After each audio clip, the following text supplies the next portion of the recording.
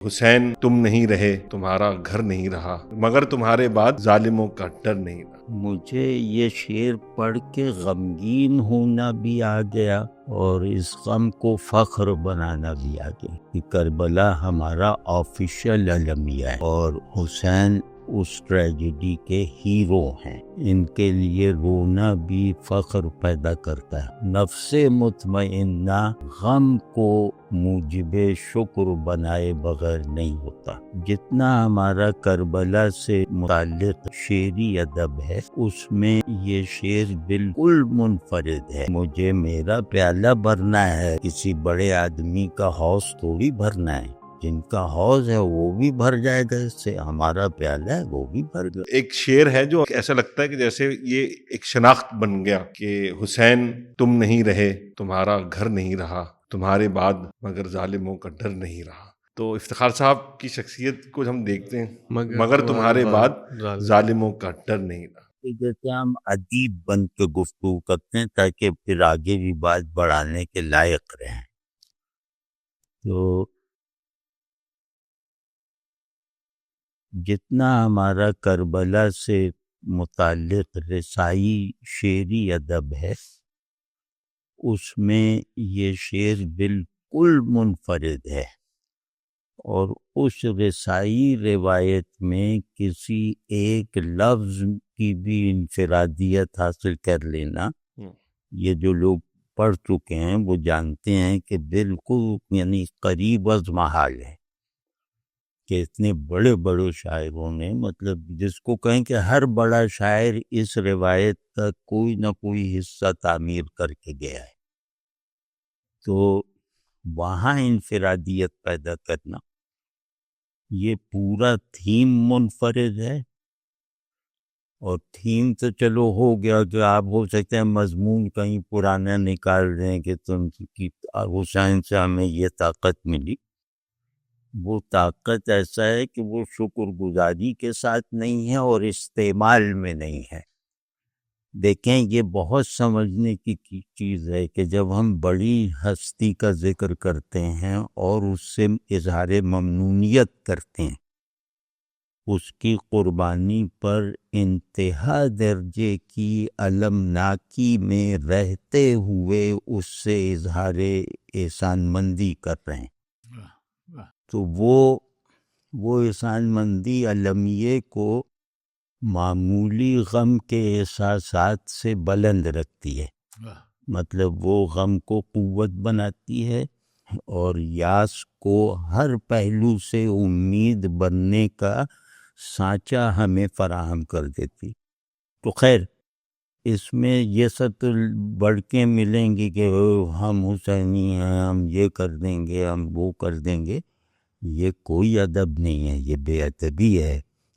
اس میں یہ ہے کہ میں بہت ملول ہوں، میں نے ٹریجڈی کو اس کے بہت بڑے ایسنس میں، روحانی ایسنس میں ضبط کیا ہے، اور ان کی مہربانی یا ان کی عظمت کا ہی یہ فیضان ہے۔ اللہ نے ان کے غم میں بھی یہ تاثیر رکھی ہے کہ یہ کمزور نہیں کرتا، مضبوط کرتا ہے، اور مضبوط کرتا ہے عاجزی کے ساتھ۔ ان کے لیے رونا بھی فخر پیدا کرتا ہے، اور کہ یہ رونا کوئی ایسا ہے کہ اپنے اماں ابا کی موت پہ رو رہے ہیں، یہ رونا کل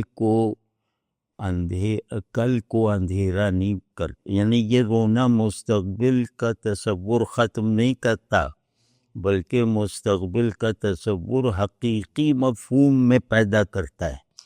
اور یہ المیہ بھیا ہر تہذیب کا ایک آفیشیل المیہ ہوتا ہے، مسلم تہذیب کا المیہ کربلا ہے اور ہیرو حسین ہیں، وہی جو افلاطون کی ارے وہ کیا نام ہے ارسطو کے اس میں۔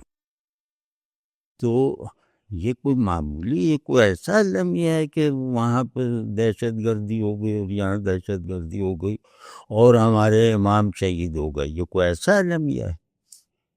مطلب یہ کہ یہ شہادت وہ تجربہ کروا دیا گیا ہے جو بات ہم کسی ذریعے سے نہیں سمجھ سکتے تھے کہ شہید زندہ ہوتا ہے.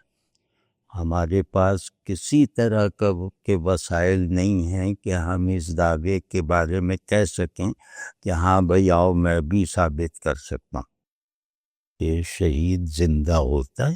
تو حسین کے بارے میں یہی یہ جو المیہ ہے یہ ہمیں یہ کہنے کے علمی، منطقی، احوالی، روحانی ہر سطح پر قابل بنا دیتا ہے کہ شہید زندہ ہوتا.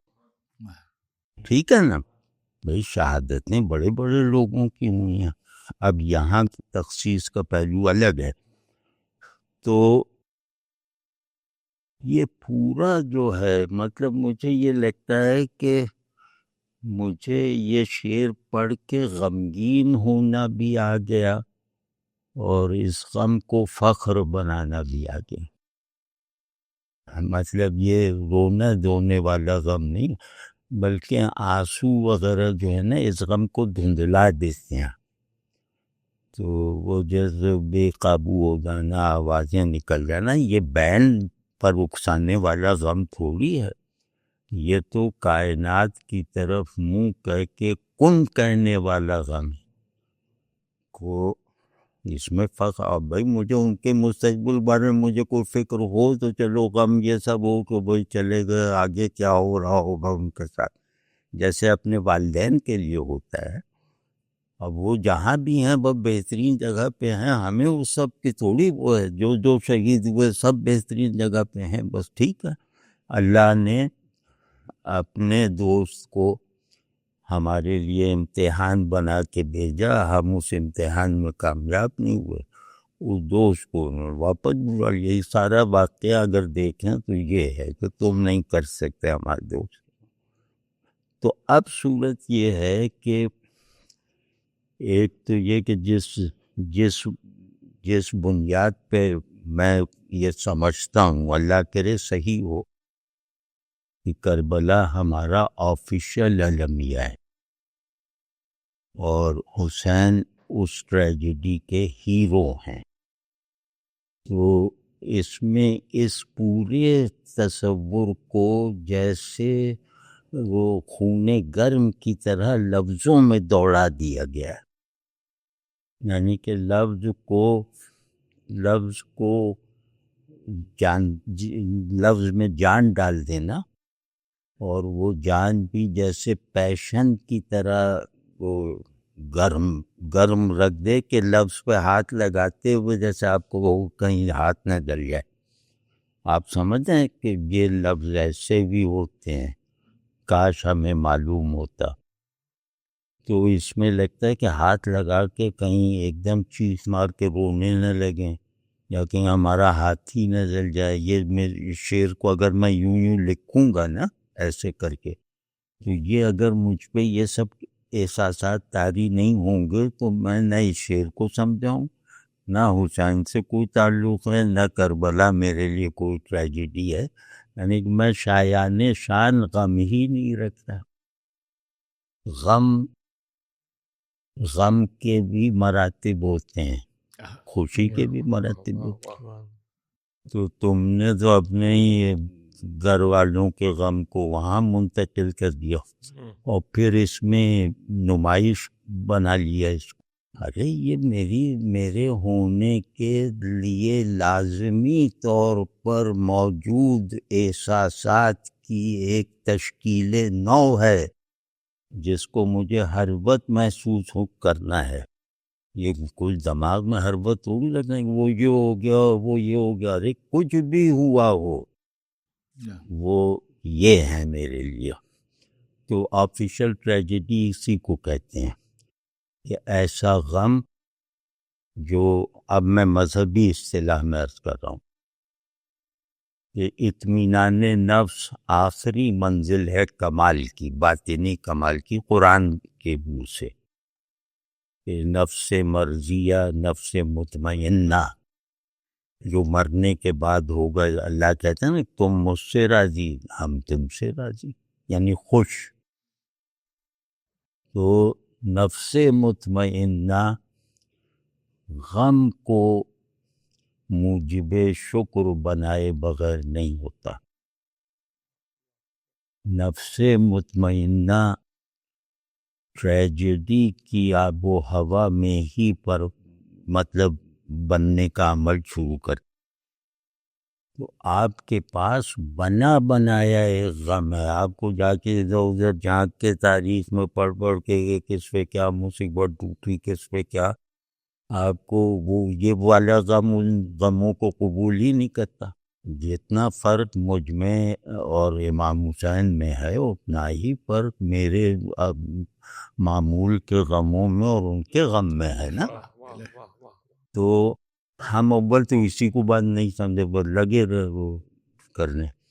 دوسرا یہ جو اس سے میں نے عکس کیا ہے اس شعر سے کہ اس شعر کو آپ لہجہ بنا بنا کے بدل پڑھیں، یعنی کہ آپ اپنی رو میں پڑھیں. یہ نہیں کہ کوئی صداکاروں کی طرح آوازیں بنائیں. اس کو جیسے ایک مرتبہ آنکھ کھول کے پڑھ لیں، اسی کو آنکھ بند کر کے. اس شعر میں ایک کرامت ہے کہ یہ پہلی مرتبہ سنتے ہی یاد ہو جاتا ہے. یہ ایسے نہیں پیدا ہوتی، یہ بحر ایسی نہیں ہے جو فوراً سنتے یاد ہو جائے.